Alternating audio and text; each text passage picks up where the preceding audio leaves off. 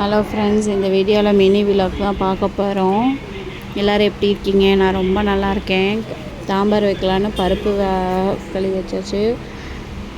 சாப்பாடு குக்கரில் வச்சுருக்கேங்க. முருங்கைக்காய் 3 வாங்கிட்டு வந்தார். 3 ரூபா மார்க்கெட்டில். எப்படி இருக்குதுன்னு சொல்லுங்கள், பரவாயில்லையான்னு சொல்லுங்கள். அப்புறம் சாம்பாருக்கு தேவையான தக்காளி 3 எடுத்திருக்கேன், கட் பண்ணி வச்சுட்டேன். அடுத்து சாம்பாருக்கு தாளித்து விட்றலாங்க. பருப்பு முன்னாடியே வேக வச்சு எடுத்துட்டேன். இப்போ வடசட்டியில் எண்ணெய், சீரகம், பெருங்காயம் போட்டு வெங்காயம் போட்டு வதக்கிட்டேன். வெங்காயம் நல்லா வதங்கினதுக்கப்புறம் தக்காளி 3 அறுத்து வச்சதை போட்டுருங்க. தக்காளியும் நல்லா வதங்கட்டும். நல்லா வதக்கினதுக்கப்புறம் வீட்டில் அரைச்சி வச்ச சாம்பார் தூளை போட்டு தண்ணி ஊற்றி கொதிக்க விட்டுருக்கேங்க. இடையில கீரையும் கட் பண்ணி வச்சுருக்கேன், அதை அலசிட்டேன்.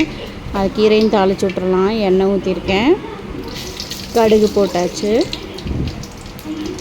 கீரை வணக்கும் போது எல்லாம் ஓப்பன்லேயே தான் வணக்கணுங்க, க்ளோஸ் பண்ணி வணக்கக்கூடாது. இது எல்லாருக்குமே தெரியும். உளுத்தம்பருப்பு போட்டிருக்கேன், 2 வரமிளகா போட்டிருக்கேன். அடுத்தது கழுகி வச்ச கீரையை போட்டு உப்பு போட்டு நல்லா வதக்கி விட்டுக்கலாங்க.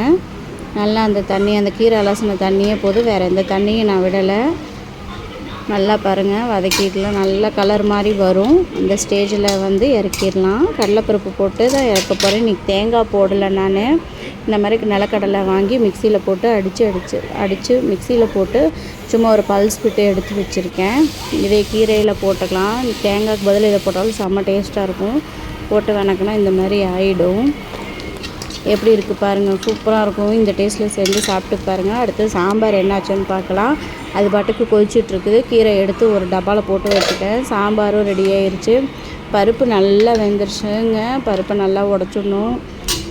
பாருங்கள், பருப்பு நல்லா வெந்து சாம்பார் ரெடி ஆயிடுச்சு. கீரை சாம்பார் சாப்பாடு.